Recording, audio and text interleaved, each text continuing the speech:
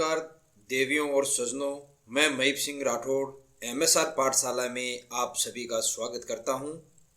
आज का अपना विषय रहेगा मार्च माह की सैलरी बनाने से पूर्व कौन कौन से प्रमुख बिंदुओं का ध्यान रखना चाहिए तथा इसका कैसे करें पे मैनेजर अपडेशन।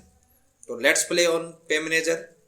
तो देवियों और सजनों, पे मैनेजर पर जाने से पहले अपन कुछ महत्वपूर्ण बिंदुओं पर चर्चा यहाँ पर कर लेते हैं। जैसे आपके कंप्यूटर जी पर दिखाई दे रहा है, जो स्क्रीन दिखाई दे रही है, उसमें मार्च माह का वेतन अपने बिंदु टू बिंदु देखेंगे कि कैसे क्या क्या बातों का ध्यान रखना चाहिए मार्च माह का वेतन प्रोसेस करने से पहले। तो मार्च का वेतन नए वित्तीय वर्ष 23-24 में 1 अप्रैल या उसके बाद ऑटो प्रोसेस होगा। दोस्तों, मार्च 2023 के बिल ऑटो प्रोसेस होने से पहले निम्न बातों का अपडेशन अपने को पे मैनेजर पर कर देना चाहिए। उसमें सबसे पहला बिंदु है सभी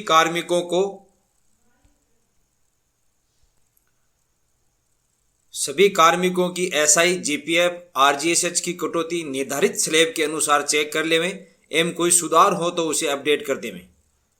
आयकर कटौती भी कर्मचारी की आय के अनुसार एडिट कर देवें, क्योंकि दोस्तों पिछले पूरे वित्तीय वर्ष का जो भी कटौती थी वो हो सकता है ज़्यादा हो, लेकिन इस बार कैलकुलेशन करके उनको अगले वित्तीय वर्ष के अनुसार योजना बना के कटौती करनी है।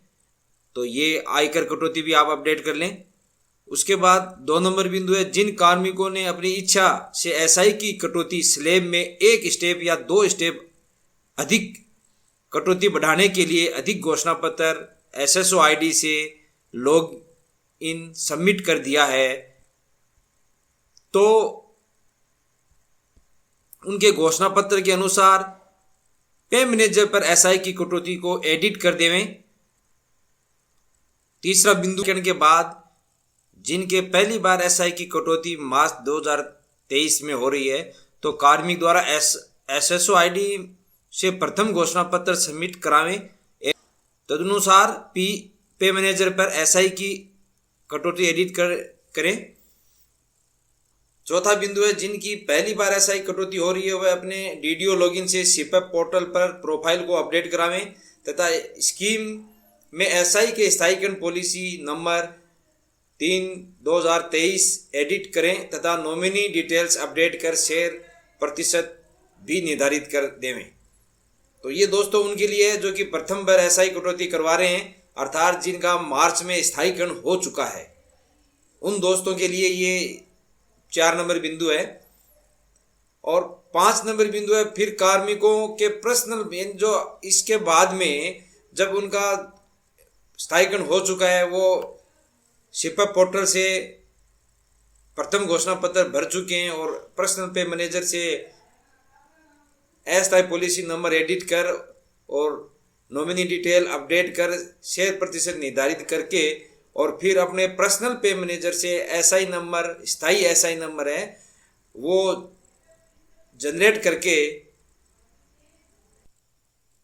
फिर कार्मिक के पर्सनल पे मैनेजर लॉगिन से एसआई नंबर की रिक्वेस्ट जनरेट करें एवं जो फाइल है जो प्रथम घोषणा पत्र की वो अपलोड करें और डीडीओ से वह रिक्वेस्ट एचओडी को फॉरवर्ड होगी तथा एचओडी से अप्रूव होने के बाद में पे मैनेजर पर आपके स्थायी एसआई नंबर अपलोड हो जाएंगे। ये दोस्तों 5 नंबर बिंदु है। उसके बाद में अगला पॉइंट अगर देखा जाए तो इसमें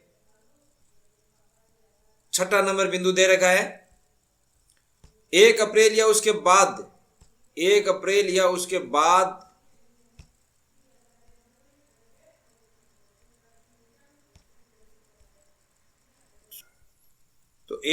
उसके बाद जब मार्च 23 के बिल ऑटो प्रोसेस हो जाएं तो उसे अच्छी तरह से चेक कर लेवें एवं एब्सेंटी के साथ साथ प्रथम या अधिक घोषणा पत्र की एक पीडीएफ अगर आवश्यकता हो ट्रेजरी के अनुसार तो बनाकर बिल के साथ दोस्तों अपलोड कर देवें। और यहाँ पर 7 नंबर बिंदु में है जिनके, ये महत्वपूर्ण है दोस्तों, 7 नंबर बिंदु है जो कि प्रथम अपना घोषणा पत्र भर रहे हैं उनके लिए ये महत्वपूर्ण है।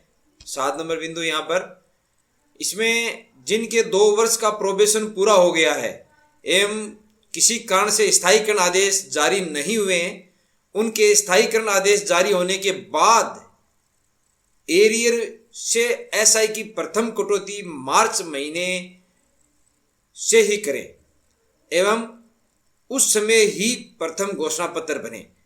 कहने का अर्थ है दोस्तों कि मान लो किसी का मार्च महीने में स्थायीकरण नहीं हुआ है, मई में स्थायीकरण हुआ है, तो मई में ही प्रथम घोषणा पत्र भरना है और मार्च से लेके उनकी अप्रैल और मई की एसआई की जो कटौती है वो उनको उसके एरियर में कटेगी साथ में।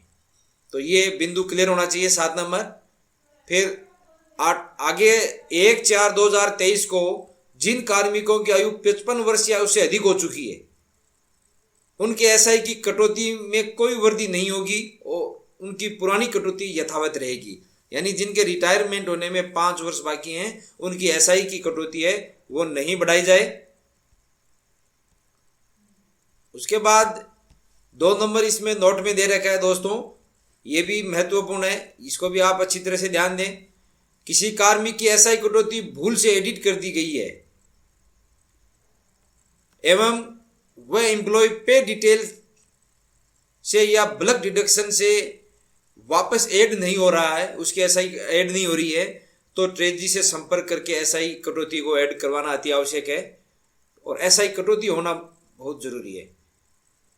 और 3rd नंबर बिंदु है दोस्तों इसमें कि जिनकी पहली बार एसआई कटौती हो रही है, ये तीनों बिंदु महत्वपूर्ण है जो कि नोट में डाले गए हैं। जिनकी पहली बार एसआई कटौती हो रही है वह कार्मिक भी चाहे तो स्लैब से 1 स्टेज या 2 स्टेज आगे की कटौती करवा सकते हैं एवं उनके अनुसार ही प्रथम घोषणा पत्र में प्रीमियम की राशि सिलेक्ट कर सबमिट करें। अर्थात अगर वो 2 स्टेप आगे की एसआई कटौती करवाना चाहता है, अगर कोई कार्मिक पहली बार एसआई कटौती करवा रहे हैं, तो जो अपनी उसमें पर्सनल एसएसओ आईडी से जो प्रथम घोषणा पत्र भरेंगे उसमें भी उनको 2 स्टेप आगे की एसआई कटौती का प्रथम घोषणा पत्र सबमिट करना है। तो ये तो बेसिक जानकारी थी दोस्तों। उसके बाद में अपन चलते हैं पे मैनेजर पर कि ये सब कैसे होता है ऑनलाइन अपडेशन, उसके बारे में चर्चा करेंगे। तो ये आपके सामने पे मैनेजर का टैब खुला हुआ है। इसमें सबसे पहले दोस्तों बिल प्रोसेसिंग पर क्लिक करने के बाद यहाँ पर सैलरी प्रीपरेशन पे जाते हैं। सैलरी प्रीपरेशन में जाने के बाद अपन नीचे की ओर एम्प्लॉय पे डिटेल इस पे क्लिक करना है अपन को। एम्प्लॉय पे डिटेल पे क्लिक करने के बाद में सभी एम्प्लॉय का पे विवरण खुलकर अपने पास सामने आ जाएगा। उससे पहले ओटीपी आएगा, उस ओटीपी को सेंड करते हैं। ओटीपी यहाँ पर अपने को डालना होगा दोस्तों। उसके बाद में इस प्रकार का इंटरफेस खुलकर सामने आ जाता है जिसमें अपन मंथ सेलेक्ट कर लेते हैं और ईयर सेलेक्ट करके यहाँ पर जो बजट हेड है अपना सिलेक्ट ग्रुप है उसको भी अपन सेलेक्ट कर लेते हैं। उसके बाद में यहाँ सारी एम्प्लॉय की डिटेल आ जाती है। इसमें 1 बाई 1 एम्प्लॉय की अपन जो भी खोलना चाहते हैं, जैसे ये एम्प्लॉय खुल गया है, डिटेल खुल गई है, एम्प्लॉय का पूरा विवरण खुलकर सामने आ जाता है दोस्तों। इसमें यहाँ पर अपन को इनकम टैक्स एडिट करना है तो यहाँ पर एडिट का बटन है, और अगर इनकम टैक्स 0 करना है तो यहाँ डिलीट कर सकते हैं। SIP जो 217 है उसको भी अपन यहाँ पर एडिट और डिलीट कर सकते हैं। अगर यहाँ से एडिट हो जाता है दोस्तों तो यहाँ से कर दें, अदरवाइज दूसरा तरीका भी मैं आपको बताऊंगा कि कहाँ से एडिट किया जाता है। यहाँ पर GPF स्लैब को भी आप एडिट कर या डिलीट कर सकते हो, तो इसको मैं आपको जैसे करके बताता हूँ। यहाँ पर दोस्तों GPF स्केल को एक बार एडिट करके तो इस प्रकार का इंटरफेस खुलकर सामने आएगा। यहाँ आप अमाउंट सेलेक्ट करो और यहाँ जितनी अमाउंट आपको करनी है उतनी आप यहाँ पर कर सकते हो। जैसे मैं यहाँ पर 5000 कर रहा हूँ, तो ये इससे पहले कर्मचारी से आप एप्लीकेशन ज़रूर ले लें। जो वो कराना चाहता है वो आपको एप्लीकेशन देगा, उसके आधार पर आप अपडेशन करें।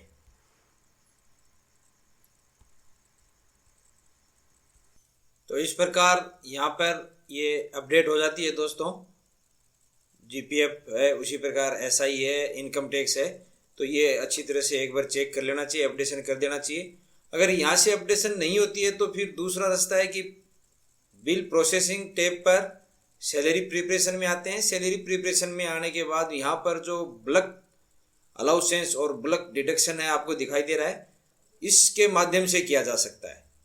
तो ऐसा ही कटौती अगर यहाँ पर अपडेट नहीं हो रही है, कुछ भी नहीं हो रहा है, तो ब्लॉक डिडक्शन में आप जाके और यहाँ पर आप अपना बिल नेम है जो भी इनमें से है एक सिलेक्ट कर सकते हैं, जिसमें कर्मचारी है, फिर कौन सा डिडक्शन करना है आपको इसमें डिडक्शन चुन लें और यहाँ पर कर्मचारी सिलेक्ट कर लें जिसकी डिडक्शन करना है। और उसके बाद में यहाँ पर अमाउंट या फॉर्मूला जो भी है अमाउंट एसआई का अमाउंट सेलेक्ट करके और यहाँ पर आप जितनी भी अमाउंट सेलेक्ट करनी है वो अमाउंट डाल दें दोस्तों। और यहाँ पर जिस कर्मचारी के करना है उसका नाम के आगे क्लिक कर दें। क्लिक करने के बाद यहाँ पर सबमिट कर दें, उसके डिडक्शन हो जाएगा। वो आप वापस पुनः यहाँ से सैलरी प्रिपरेशन में जाके और सैलरी प्रिपरेशन से एम्प्लॉय पे डिटेल में जाके आप उसको पुनः चेक कर सकते हैं कि डिडक्शन हुआ या नहीं हुआ। तो ये दो तरीके हैं दोस्तों डिडक्शन करने के, एक तो एम्प्लॉय पे डिटेल पे और एक ब्लॉक डिडक्शन या ब्लॉक अलाउंसेंस पे भी आप जाके एक साथ में कर सकते हो। तो इस प्रकार मार्च की सैलरी बनाने से पहले इन चीज़ों का विशेष ध्यान रखना है।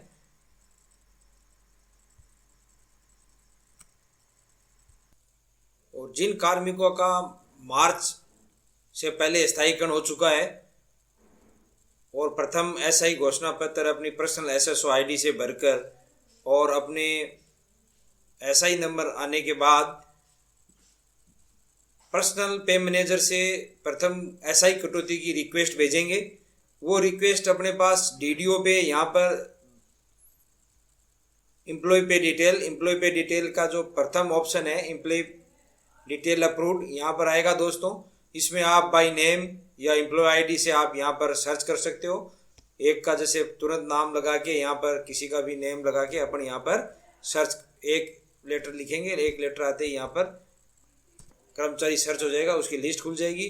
उस कर्मचारी में अगर अपन आगे देखेंगे यहाँ पर तो यहाँ मेरे पास कोई रिक्वेस्ट नहीं है, लेकिन अगर आपके रिक्वेस्ट भेजी गई है तो यहाँ रिक्वेस्ट आएगी, उस रिक्वेस्ट को आप ओके करें और ओके करने के बाद में आगे आएगा एचओडी फॉरवर्ड, तो उसको एचओडी फॉरवर्ड करना होगा दोस्तों यहाँ से।